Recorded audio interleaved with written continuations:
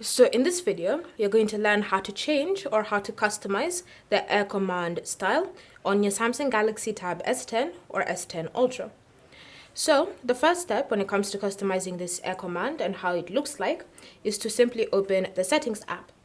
Once you're in settings, you're going to scroll and select the option advanced features, and then from here you're going to choose S Pen. Under S Pen, select air command, and then you should see menu style with the two options that you are given. So the first is compact. So when you select this option, when you tap on the air command icon, you can see it's being made into a smaller, more compact form. You can also choose to select the option standard. And when you choose standard, when you open up the air command, you can see it brings up how it normally looks like in its default state. So it's up to you to decide which option you'd prefer to use whenever it comes to the air command menu. Once you've made your choice, you can go ahead and close the settings app with the changes being successfully applied to your tablet. Thank you for watching. If you have any questions or comments, leave them down below and we'll get back to you.